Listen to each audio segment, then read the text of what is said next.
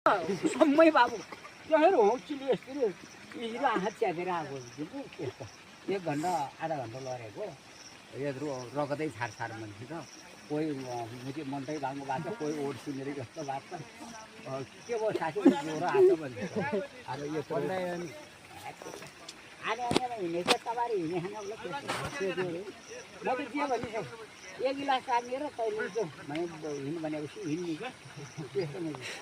आराम यारमा यहाँ आएर सिम्पल भएको होइन रहेछ थाहा त मर्छु बोज्ने मान्छे नै होइन अन्त त्यहाँबाट त ए भगवान् त्यो फेरि पुण्य त आँखा देख्नु आयो 2 रुपियाँ तेलमा आएको साउला राति साउजी भने तेलको गरममा फेरि तेल पालो तेल दिएको पैसा नि दिँदा ल साह्रै कुटेर ल यो आधा बेचेर ला भनेको मोर्तेल लागेर स्वास्थ्य सुग्ने छु मोर्तेलले सुग्ने छु सबै भयो त्यस्तो पनि भयो बिहान त अन्त त्यहाँबाट त यत्रो चाउले बोलामा आएको छ काम गरेको छैन यहाँ कुटाइहाल्छ जुटले दुखेको थियो हामी यत्रो नि साह्रै कुट्यो क्या कलर अर्को भयो ठ्याक्क नहाल्दाखेरि यो बाबु जस्तो क्या यस्तो पातलो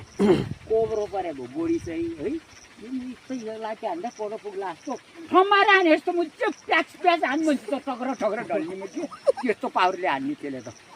बाबु त्यसले गर्दा हामीले बल पाएको त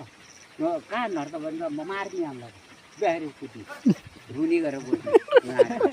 साँचेन गर्ने थियो क्या त्यस्तो है साह्रै कुट्यो नि त उचालेर फालिदियो मलाई त गर्दैन समाएर तलै भने ठाडै बस्यो भने म है ठाडै बस्यो किरीले आएर झप्पा हाल्ने जुन ज्यान मारै रहेछ मान्छे त भन्छ ज्यान मारा त यत्रो अब चाहिँ फालिदिइसक्यो ज्यान मारा पुरै भयो नि उचालेर हल्का छौँ होइन बैसो मानि म त अब 55 भन्दा त पुगेको थिएन अहिले यत्रोको नखाले अहिले त 45 नि छैन होला 40 छ कि 40 होला 40 होला 40 42 के छ 55 सम्म पुग्यो त्यहाँबाट घर चाहिँ गयो म त पैसा दिनु भन्छ फेरि 65 सम्म त लडेको नि झप्पा हान्यो म चाल त 3 चोटि बस्यो घोडा त डाङ लडेछ म मुझे आधा घन्टा लडे भएपछि मैले थाहै गयो क्या त्यो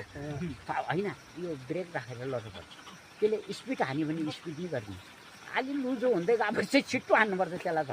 नर त ढल्दैन एकछिन सास फेरि आफूलाई मार्छ हो त्यसरी हो थकाउने क्या खेल गरी थकाउने पछि लास्टमा पड्काउनुपर्छ नर त सही नै